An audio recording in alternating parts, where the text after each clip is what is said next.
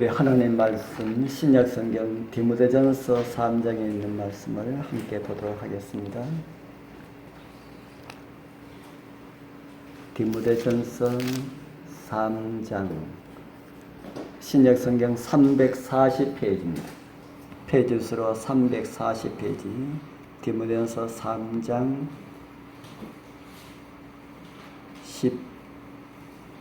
15절 우리 같이 읽겠습니다. 만일 내가 지체하면 너로 하나님의 집에서 어떻게 행하여야 할 것을 알게 하려 함이요 이 집은 살아계신 하나님의 교회요 진리의 기둥과 터임이라. 아멘. 교회는 무엇이라고 합니까? 진리의 기둥과 터라고 말씀을 하고 있습니다. 우리 지난 금요일 저녁에 교회가 어떤 것이라 하고 말씀을 드렸지요. 교회가 어떤 것이 교회라 했습니까? 건물이 아니라 그 안에 모여있는 사람들, 불러냄을 받은 그런 무리들이다 하고 말씀을 드렸습니다. 오늘은 이 교회에 주어진 이 두 가지 제도에 대해서 말씀을 드리겠습니다. 여러 가지 많은 제도들이 있지만은 특별히 교회에서 하나님께서 말씀하신, 분부하신, 예수님께서 행하라고 하신 두 가지의 제도가 있는데 그 하나는 침례식이고 다른 하나는 성만찬 예식입니다. 믿음으로 구원받고 그리스도인다운 행동을 하면서 살면 되지 왜 이런 제도를 하나님께서 주셨을까? 그래서 오늘날 많은 교회에서는 침례나 다른 교회에서는 이 세례라고 하지요. 이 세례는 받아도 그만, 받지 않아도 그만 이런 말들을 많이 합니다. 믿음으로 구원받았으면은 되었지. 예수님께서 이제는 물의 침례가 아니라 성령의 침례를 주겠다고 하셨는데 물의 침례보다 성령의 침례를 받아야 된다. 그래서 물의 침례나 세례는 받아도 그만, 받지 않아도 그만 그렇게 이야기하는 장로교 목사를 제가 봅니다. 그런데 우리는 꼭 침례를 받아라 그렇게 말씀을 하지요. 어떻게 보면 꼭 구원과 깊은 그런 관련이 있는 것처럼 그렇게 말을 하기도 하고 그렇게 생각을 하기도 하고 그래서 병원에 아주 위급한 그런 환자는 병실에서도 이 집에서도 욕조에서 이렇게 침례를 행하는 그런 모습을 많이 보게 됩니다. 특별히 그런 환자들 두고 있는 가족들은 돌아가시기 전에 꼭 침례를 받았으면 좋겠다라는 이런 마음으로 그렇게 행하는 그런 모습을 보게 됩니다. 왜 그렇게 합니까? 왜 그렇게 할까? 그것은 예수님께서 하라고 명하신 것이기 때문에 그렇게 하는 것입니다. 오늘은 그 두 제도에 대해서 이제 좀 살펴보려고 합니다. 먼저 침례입니다. 베드로서 3장 21절은 침례에 대해서 이렇게 말씀을 하고 있습니다. 같이 읽어보겠습니다. 물은 예수 그리스도의 부활하심으로 말미암아 이제 너희를 구원하는 편이 곧 침례라. 중앙 아프리카에 살았던 리앙리라고 하는 이름을 가진 한 여인에 대한 이야기가 우리 교회에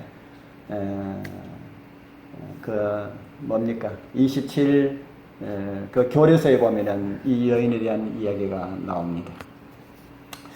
그런 어느 날 이제 교회에서 복음을 받아들이고 하나님의 말씀을 배우고 난 다음에 이제는 침례를 받아야 되겠다 하고 그렇게 결심을 하게 됩니다. 그리고 집으로 돌아와서 그의 남편에게 자기가 교회에서 배운 그 진리에 대해서 남편에게 소개를 합니다. 그러나 남편은 아주 완강하게 거절을 합니다. 거절하지만은 당신은 믿지 않아도 뭐 당신이 알아서 하지만은 그건 선택의 자유이기 때문에 그렇지만은 나는 꼭 예수님을 믿고 교회에서 가르치는 대로 침례를 받아야 되겠다. 그렇게 하니까 남편이 교회 다니는 거는 내가 반대를 하지 않지만은 침례는 받지 마라. 침례 받으면은 내가 죽이겠다. 그렇게 합니다. 그러면서 얼마나 엄포를 놓는지 모릅니다. 그러나 낙담은 되었지만은 이 여인은 성경 공부를 계속해서 하고 침례 받을 준비를 다 끝냈습니다. 그리고 침례 받기 위해서 교회 가는 출발하는 그날 아침에 남편에게 저는 오늘 교회 가서 침례를 받을 것입니다. 그렇게 하니까 남편이 그 중앙아프리카에는 이 사냥하면서 칼을 가지고 이렇게 다니는 모양입니다. 그 사냥할 때 사용하는 그 칼을 들고 오더니만은 만약에 침례를 받으면은 이 칼이 너를 살려주지 않을 것이다. 그렇게 하는 겁니다. 아주 화를 내서 이렇게 하는 것이 정말 침례 받으면은 죽일 것 같은 그런 위세였습니다. 어떻게 하면 될까요? 여러분 같으면은 남편이 죽이려 하면은 침례 받으면 죽이려고 그러면 어떻게 하면 될까요? 뭐 꼭 침례를 받으면 받아야 되느냐? 남편이 허락할 때까지 한 1년 기다리겠다가 받으면 되지 않겠느냐? 이렇게도 생각할 수가 있습니다. 그런데 이 여인은 예수님의 명령을 남편의 그 협박보다 더 우선으로 선택을 했습니다. 하나님이시여 남편이 저를 죽이면은 저는 죽겠습니다. 제가 오늘 예수님께 향하는 그 결심 변하지 않게 하여 주옵소서. 이렇게 하고 이제 교회를 갔습니다. 그리고 예배를 다 마치고 난 다음에 침례식에 들어가기 전에 정말 무릎을 꿇고 기도하면서 자기의 모든 죄들을 고백하고 오늘 또한 주님을 위하여서 자신의 생명을 버리게 될는지는 알 수 없지만은 나의 생명을 주님께 드립니다 하고 그렇게 침례를 받았습니다. 침례를 받을 때에 집에 가면은 자기가 죽을지도 모른다 하는 이런 위험이 있지만은 그의 마음에는 평화가 가득 차있다고 그렇게 기록을 하고 있습니다.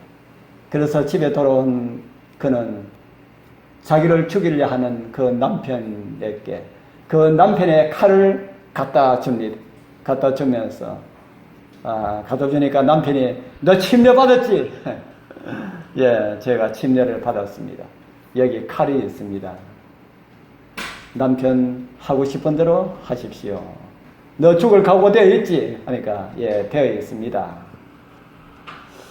죽음 앞에서도 조금도 겁내지 아니하는 이 부인 앞에 남편이 오히려 무릎을 꿇고 말았습니다.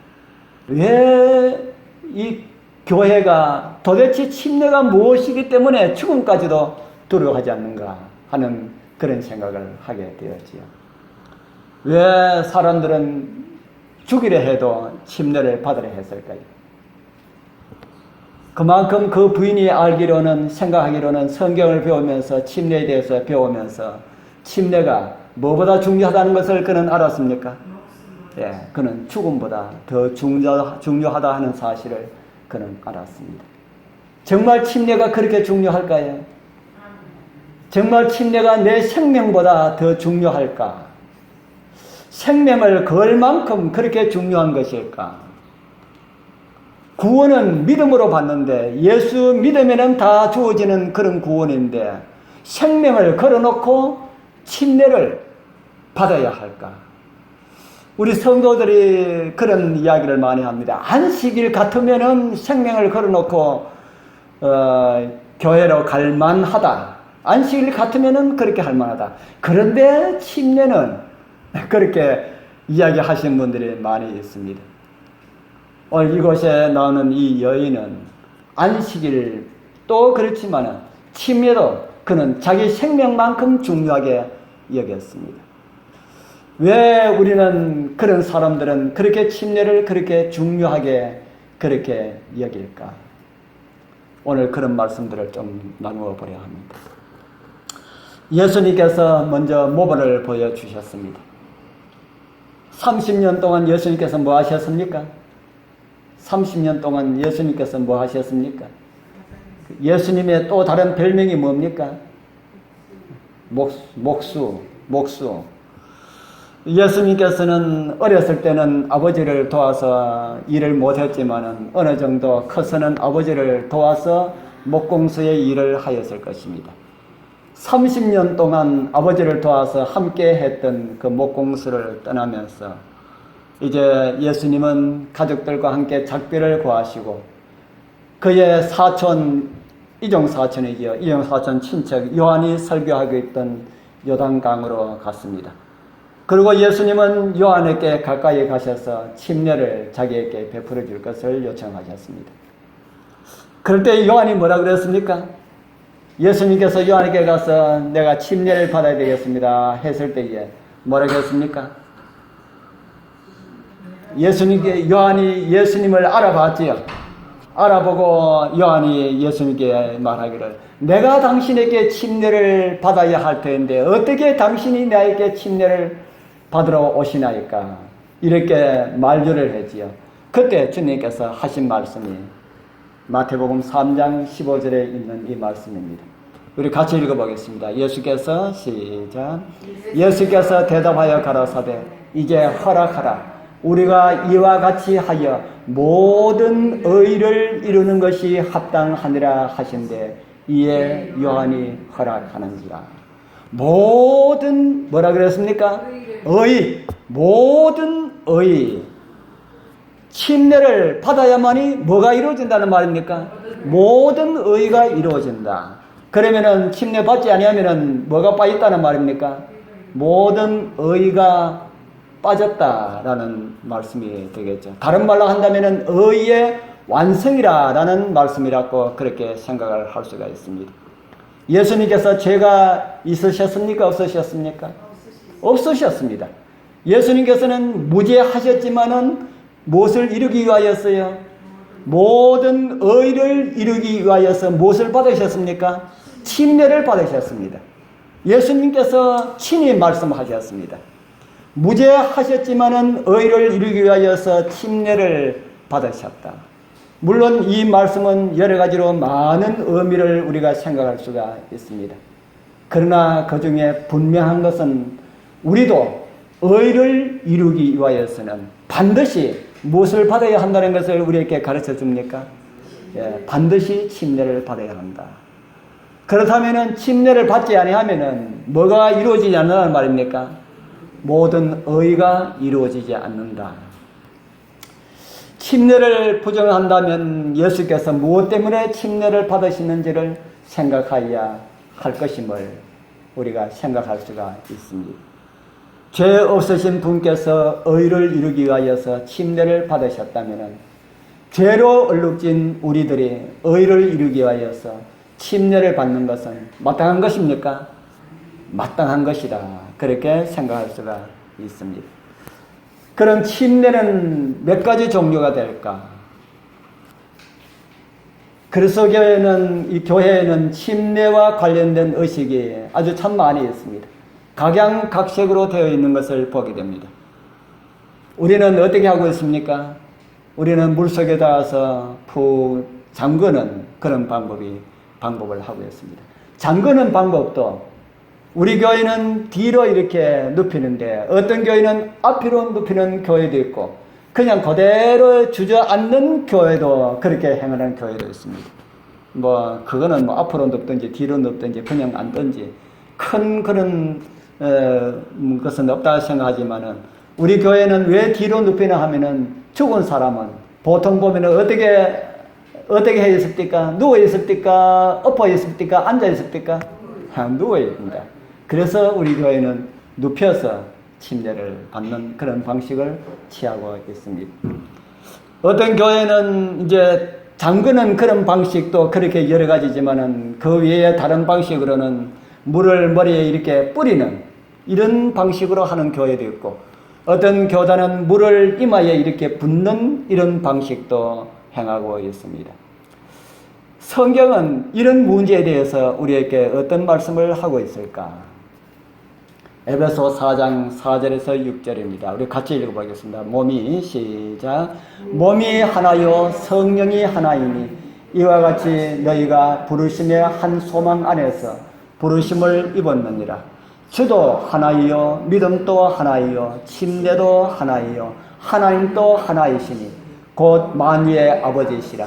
만유 위에 계시고 만유를 통일하시고 만유 가운데 계시도다. 아멘. 이 말씀은 무슨 말씀입니까? 이 말씀은 우리가 믿는 모든 소망은 몇 개라는 겁니까? 하나다. 교리도 뭐라는 겁니까? 교리도 하나다. 교리가 나누어질 수가 없다. 하나님이 한 분이신 것처럼 성령이 하나인 것처럼 성령을 통하여서 가르침을 받는 그 진리는 하나일 수밖에 없다. 왜냐하면 성령이 다르면은 교리는 몇 개 될 수가 있습니까? 성령이 다르면은 교리가 아주 많을 수가 있습니다. 그러나 성경을 우리에게 주신 성령 하나님은 한 분이시다. 그렇기 때문에 한 분 성령이 가르쳐주는 침례는 하나가 되어야 한다. 그렇게 우리에게 가르쳐주고 있습니다. 침례뿐 아니라 우리가 가지고 있는 믿음의 소망이 다 하나이다 하는 겁니다. 이번 주에 어떤 분이 현풍에 짐을 좀 실어줬으면 좋겠다 해가지고 현풍 갔다 왔습니다.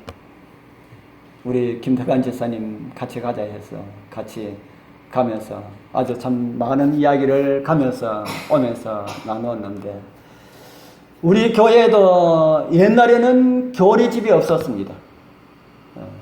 제가 교회 처음에 나올 때만 해도 기본 교리라는 게 없었습니다.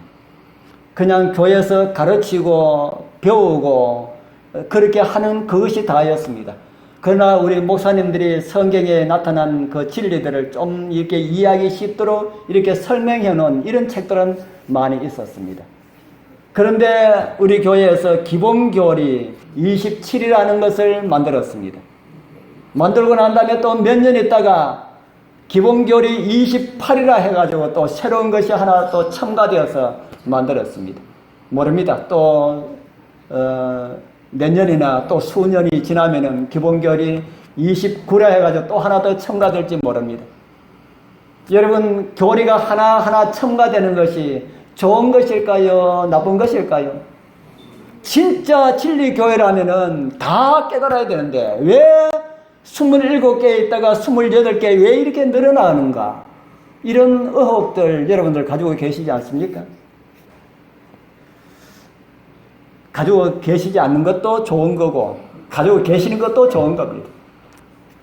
가지고 계시는 것은 그만큼 알고 싶은 마음들이 많이 있기 때문에 좋은 것이고, 가지고 있지 않는 것은 교회에 대한 신뢰심이 있기 때문에 좋은 것입니다. 지금 현재의 이 땅에 있는 교단들 가운데 교리집이 없는 교회들 한 곳도 없어요. 다 교리집이 다 있습니다. 다 있다 보니까 다른 교회에서 우리 교회를 이렇게 볼 때에 기본 교리에 대해서 이렇게 질문하는 이런 것이 있겠지요. 그러면은 우리는 기본 교리 없는데 하면은 뭐라 할까요? 역시 그렇구나 이렇게 하는 겁니다. 그렇기 때문에 그들에게 그런 것을 주지 않도록 하기 위하여서 우리 목사님들이 교리집을 만들어야 되겠다 해가지고, 이거는 우리나라만 가지고 있는 것이 아니고 미국 대총회에서 만들어서 전 세계적으로 우리 재림교회에서 공이 다 가지고 있는 그런 교리입니다. 그 말씀, 우리 하나님 말씀 자체가 교리이고 우리가 알아야 하고 배워야 하고, 그런데 그런 것이 사실 필요 없는데 그 이세를 주장하는 이런 사람들 때문에 차이를 명백하게 하기 위하여서 그렇게 할 필요성을 가지고 그렇게 했다 하는 겁니다. 그거 없으면은, 기본교리 그거 없으면은, 이거 있어도 뭐 어떻게 주장하는 사람들이 많이 있는데 그거 없으면은 지금 더 희한한 일들이 많이 벌어지게 될 것이다 하는 생각이 듭니다. 그 태음만실 하는 거는 그거는 언급할 가치도 없는 겁니다.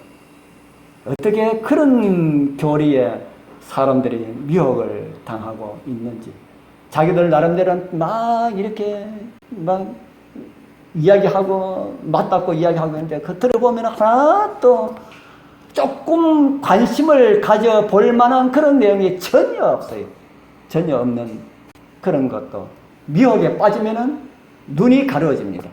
사단에게 빠지면은, 사단의 영에게 빠져버리면은 눈이 가려져 버리기 때문에 무엇이든지 주면은 그런 모양이다 하고 그렇게 하게 된다 하는 겁니다. 우리 성경은 믿음은 하나다, 교리도 하나다, 믿음은 나눠질 수가 없는 것이다, 그렇게 말씀을 하고 있습니다. 그렇기 때문에 침례도 역시 침례도 몇 개가 되어야 됩니까? 침례도 하나가 되어야 된다. 하나님께서 나누어지지 않은 것처럼 믿음도 소망도 침례도 하나이다. 그런데 왜 이렇게 침례가 이렇게 나누어져 있을까? 물속에 잠그는 것도 앞으로도 눕고 뒤로도 눕고 앉기도 하고 또 뿌리고 이렇게 하는 이런 일들을 왜 이렇게 할까? 왜 그렇게 한다는 생각이 듭니까? 왜 그렇게 침례가 이렇게 많이 나누어져 있을까? 왜 그렇게 나누어져 있을까요?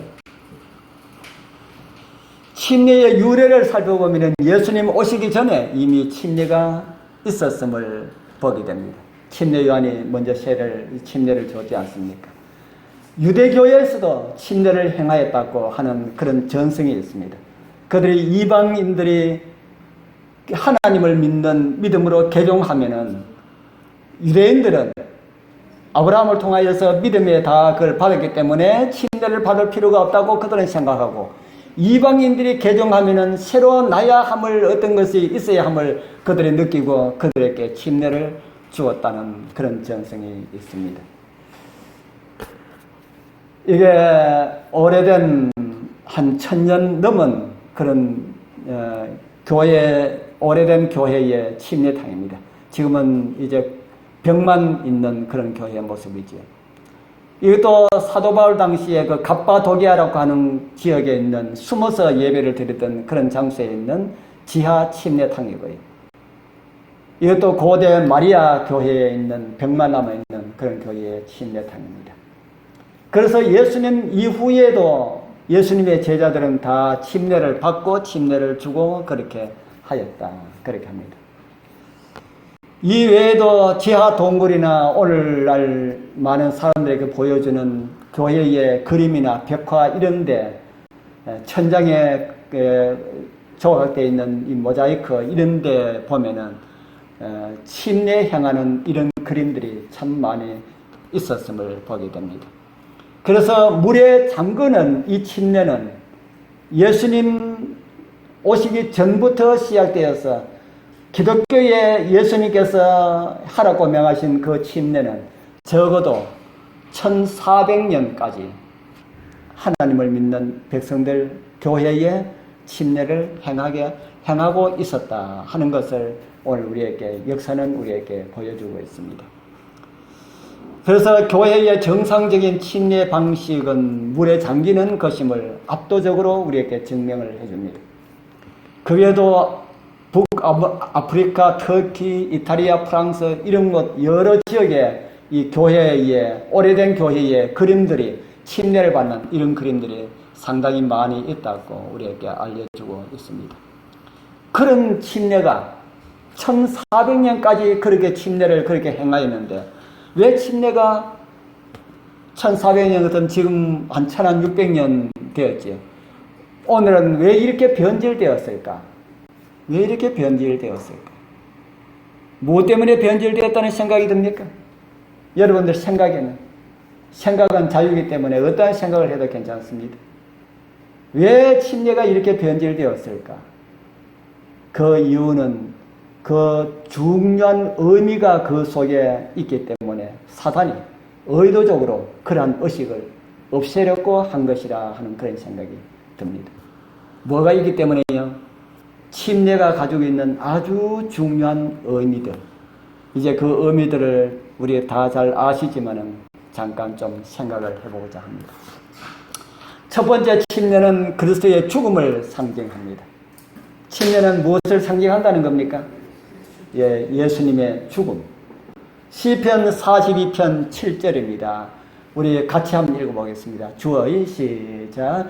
주의 폭포 소리에 깊은 바다가 서로 부르며 주의 파도와 물결이 나를 엄몰하도소이다. 지금 이 말씀이 무슨 말씀입니까? 시편 기자 다윗은 말하기를 폭포와 바다가 서로 부르고 주의 파도와 물결이 나를 엄몰한다. 이 뭐에 대한 표현입니까?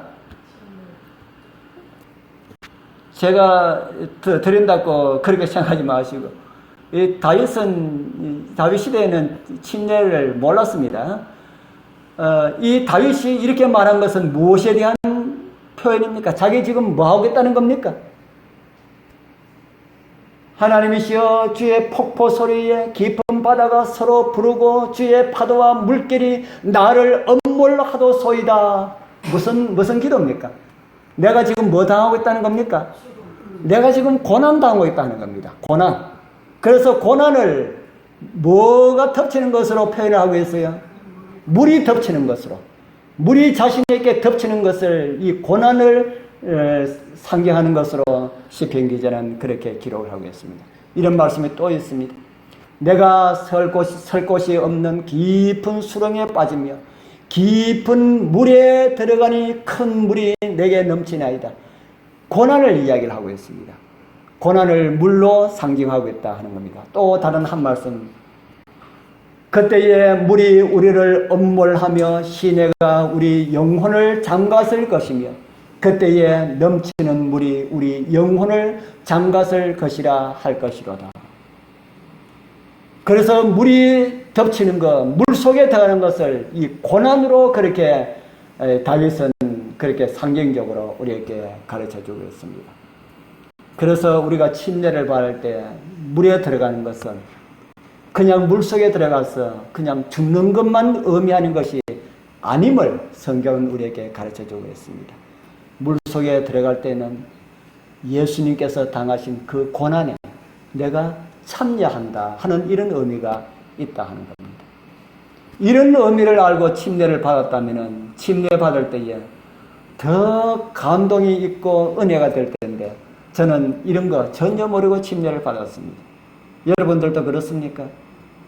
이런 거 알고 침례를 받으면 그 물 속에 들어갈 때에 주님의 그 고난 속에 내가 참여하는데 얼마나 그 감동이 되겠습니까? 예수님께서는 십자가에서 고난을 당하셨는데 나는 십자가는 지지 않도록 해주시고 이 물속에 들어감으로 예수님의 고난을 생각하게 하시는구나 하면은 참 감동이 될 것이라 하는 생각이 듭니다.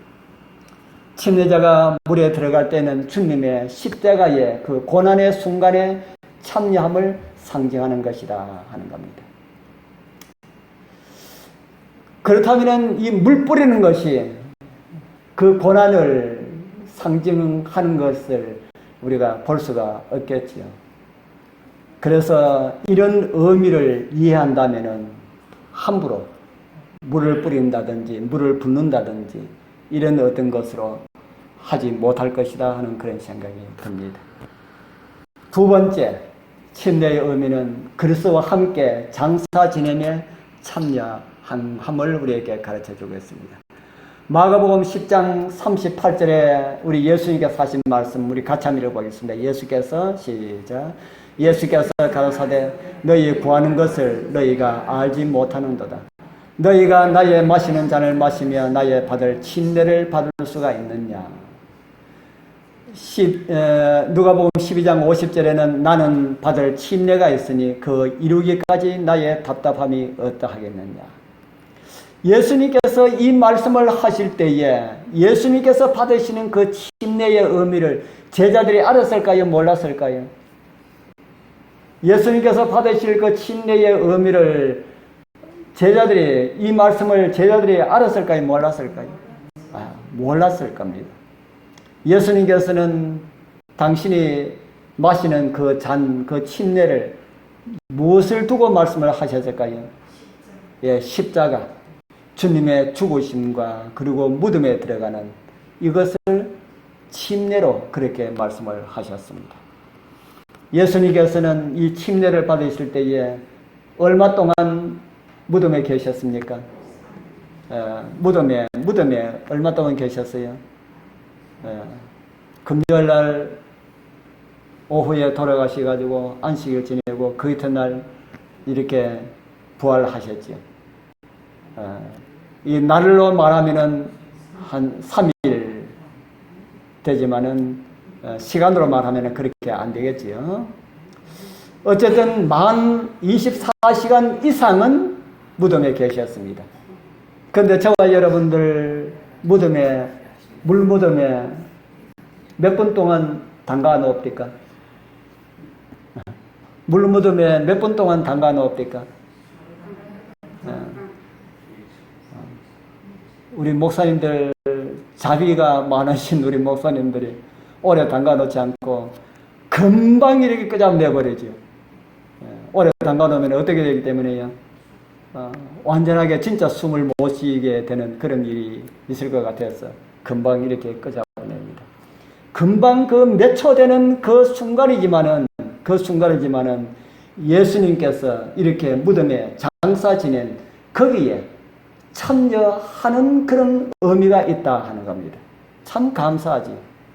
너희들도 이런 경험을 해봐라 하지 아니하시고 그 물무덤 그 1, 2초 되는 그 순간이지만은 우리 예수님의 그 침례를 거기에 상징적으로 우리에게 가르쳐주고 있습니다.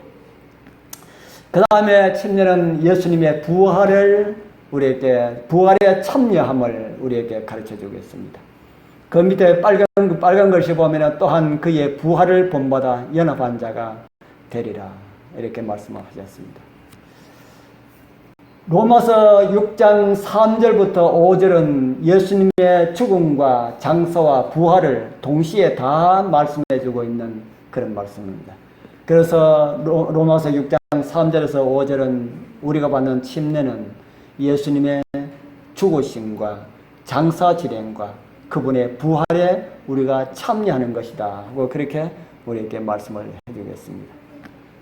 침례가 주는 상징적인 의미들, 죽음과 장사, 부활을 우리에게 가르쳐주고 있습니다. 침례를 받음으로 우리는 말씀에 순종함으로 침례를 받음으로 예수님의 이런 구속의 경륜을 위한 이런 경험에 우리를 동참시켜 주시겠다 하는 것입니다. 그렇기 때문에 침례가 중요합니까? 진짜 중요하다. 그래서 이렇게 중요한 것을 사단이 없애기 위하여서 노력하다가 그것을 세례로 변질을 시켰습니다. 그러나 이런 것을 믿음으로 받아들이고 행하는 사람들은 다 복을 받을 것임을 성경은 우리에게 가르쳐주고 있습니다.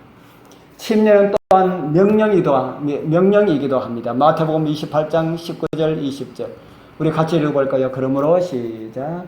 그러므로 너희는 가서 모든 족속으로 제자를 삼아 아버지와 아들과 성령의 이름으로 침례를 주고 내가 너희에게 분부한 모든 것을 가르쳐 지키게 하라 되었습니다. 우리 주님께서 침례를 주고 받으라고 우리에게 말씀을 하셨습니다. 주님의 이 가르치심을 잊지 않고 더 많은 영혼들을 주님께 인도하기 위하여서 더 충성하는 그런 은혜가 우리 모두와 함께하길 축복합니다. 이제 두 번째 성만찬 예식. 성만찬 예식은 왜 해야 됩니까? 성만찬 예식은 왜 하여야 할까? 그것도 주님의 명령입니다. 누가복음 22장 19절 또 떡을 가져 사례하시고 떼어 저에게 주시며 가라사대 이것은 너희를 위하여 주는 내 몸이라 너희가 이를 행하여 나를 기념하라. 뭐 함으로 예수님을 기념하라 했습니까? 성만찬 예식을 함으로 인하여서 예수님의 죽음을 기념하라 합니다. 그러나 아무리 좋은 것이라 해도 이 교회의 정서가 이 성만찬은 우리 목사님이 이렇게 주재를 하고 그래 하기 때문에 목회자가 없는 교회에서는 자주 할 수가 없다는 것이 참 많이 아쉽습니다. 그러나 그런 가운데서도 좀 할 수 있는 그런 기회들을 좀 많이 가졌으면 좋겠다 하는 그런 생각이 듭니다. 두 번째로는 우리 성만찬은 예수님의 몸과 피에 참여하는 것이다. 피에 참여한다는 의미는 무엇이라는 생각이 듭니까? 예수님께서 나를 먹지 않고 나의 피를 마시지 않으면 이렇게 말씀하셨죠. 우리가 성만찬할 때에 거기에 먹는 그 포도즙은 예수님의 피다. 그렇게 하는 교회가 있습니다. 그래서 직접으로 예수님의 피가 성만찬 예식할 때에 포도즙이 예수님의 피로 변한다 해가지고 화채설을 만들었습니다. 예수님의 피를 마셔야 된다. 예수님의 떡을, 예수님의 살을 먹고 피를 마셔야 한다 하는 것이 예수님의 살을 우리가 뜯어먹고 피를 마시고 그것이 상징인 예수님의 그 떡이 예수님의 몸이 되었다 해가지고 우리가 꼭 그렇게 예수님의 몸을 먹고 피를 마셔야 됩니까?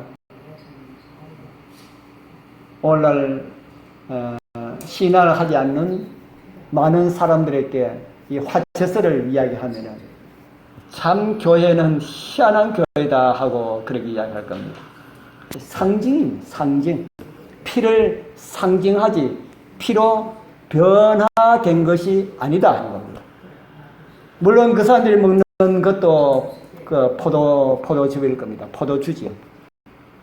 그런데도 그 사람들은 예수님의 피가 되었다 하고 그렇게 이야기를 하고 있습니다. 오늘 우리는 성만찬 예식을 함으로 인하여서 예수님의 피와 예수님의 살이 찢어지는 그 고난에 참여함을 우리에게 가르쳐주기 위하여서 성만찬을 하라고 하는 겁니다. 그 떡을 찢어서 나누는 것처럼 예수님의 몸이 우리를 위하여서 찢어졌다. 그 포도즙을 나눈 것처럼 예수님께서 우리를 위하여서 그의 몸에 피를 흘려주셨다. 이것을 우리가 기억하고 기념하고 잊지 말라 하는 그런 말씀으로 우리에게 주신 그런 말씀입니다. 그 다음에 세 번째로는 죄를 해결하신 예수님을 선포하는 것이다. 너희가 이 떡을 먹으며 이 잔을 마실 때마다 주의 죽으심을 언제까지요? 주의 오실 때까지, 주의 죽으심을 오실 때까지 전하는 것이다. 우리가 성만찬을 하면은 우리 주님 오실 때까지 주님의 그 고난과 죽으심에 대하여서 전하는 그런 것이다 하고 그렇게 성경은 우리에게 가르쳐주고 있습니다. 그 다음에 네 번째로는 이것은 예수님의 재림을 기다리는 것을 나타내는 것이다.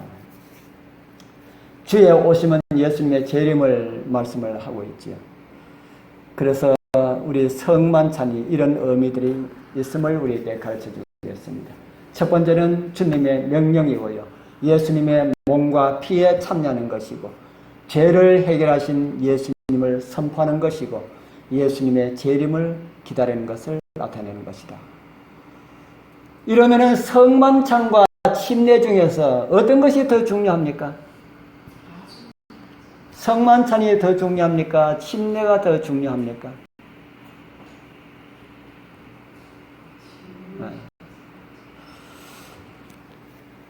뭐가 더 중요할까? 어떻게 보면 침례가 조금 더 중요한 것처럼 그렇게 느껴지지요. 네. 침례는 우리 예수님께서 여러 군데 우리에게 말씀을 많이 해주셨고 성만찬은 주님 돌아가시기 전날 밤에 우리에게 말씀해 주시고 사도 바울이 그렇게 말씀을 한 것으로 나타나고 있습니다. 그런데 성만찬은 좀 자주 행합니까? 성만찬은 우리 교회는 혹가다 한 번씩 하지만은 침례보다는 그래도 성만찬이 많이 행합니까? 예. 침례는 일생 몇 번입니까? 침례는 일생 한 번.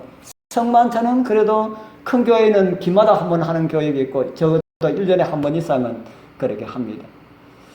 그런데 성만찬은 그런데 더 중요한 침례는 왜 그렇게 자주 하지 않을까? 왜 자주 하지 않겠습니까? 침례가 그렇게 중요하다면 침례도 자주 행해야 되지 않습니까? 네, 우리 정 기사님이 답을 말씀을 해주셨습니다. 세종 예식은 발 씻는 것은 침례의 약식입니다. 침례의 약식. 그래서 사실 어떤 분들은 교회에 나오다가 그 전에 침례를 받으신 분들이 오랫동안 신앙하지 않다가 신앙하신 분들이 나는 다시 침례를 받아야 되겠습니다 해가지고 재침례 받으신 분들이 있습니다. 제가 재침례를 해서는 안 된다고 하는 말씀을 드리려고 하는 것이 아니라 재침례하지 않아도 되는 침례 방법이 있기 때문에 제가 말씀을 드린 겁니다. 세종예식은 침례의 약식 침례입니다. 요한복음 13장 10절 아까 우리 정교사님 이야기한 말씀 얘기했지요. 예수께서 가라사대 이미 목욕한 자는, 이것은 이미 침례 받은 사람은 발밖에 씻을 필요가 없느니라. 이미 목욕한 사람은 다시 침례 받고자 하는 이런 마음이 있으면은 뭐 하면 된다는 겁니까?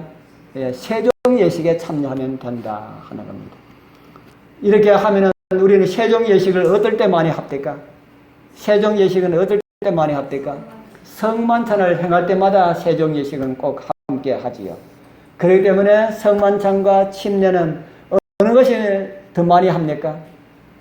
똑같이 그렇게 하지 않습니까?